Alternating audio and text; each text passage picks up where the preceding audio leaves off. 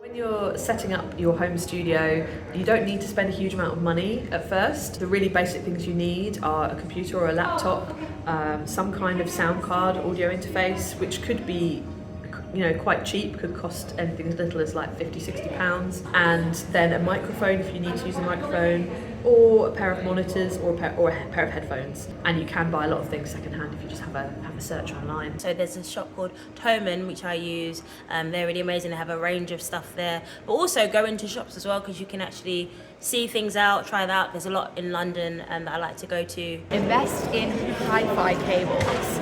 And the reason why is that, of course, all cables that you work with to record music, they have two purposes. They transfer data in recording, and they transfer current, power. And in that, there is a lot of interference with that data and that power. So what hi-fi cables have is a protective layer and measure that allows you to ensure that none of that beautiful sound that you're recording is having any interference in any way. And you can have a relatively cheap mic and a cheap interface, and this can still make a massive impact. So these are legacy items that you can own for a really long time. I'd say the best way to look after your musical equipment is just to do regular checkups, so making sure it's cleaned, not dusty, but also doing the regular updates for programs and software, just to make sure that everything's working in time. So when you're ready to create, you can just get straight into it. There's quite a lot of different ways you could expand on that initial setup. You could look at sound treatment for the room that you're using to sort of remove any unwanted reflections of sound, which can affect how it sounds from where you're sitting and working. You can start looking at adding in instruments. A simple MIDI keyboard is a really cheap starting thing that I had initially, which maybe cost like £70. So there are lots of really simple, easy ways to get started. I think having a home studio is just an opportunity for you to really get out of your shell and really be in your space and express yourself. So try everything and anything, no matter how crazy it is. It's your space,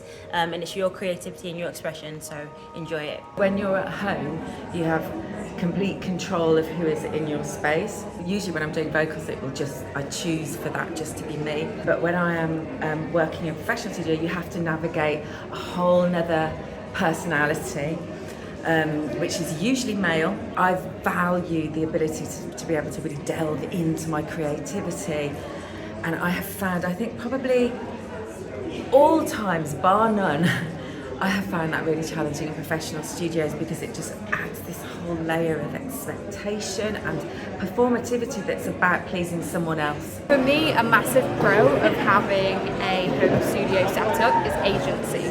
Being able to really curate and have control over what comprises that setup, but also being able to really just step in there whenever you get inspired and whenever you feel able to. You know what you like, you're curating it, and that can be an extensive project. So I think that's one of the things that's really important to remember, is that it's okay. Not only it's okay to make mistakes, it's inevitable to make mistakes. Like, that's how you learn. You are going to make mistakes, and you should make mistakes, because every time you make a mistake, you'll do something better next time. You can't learn it, you can't do it all by instinct. It takes time.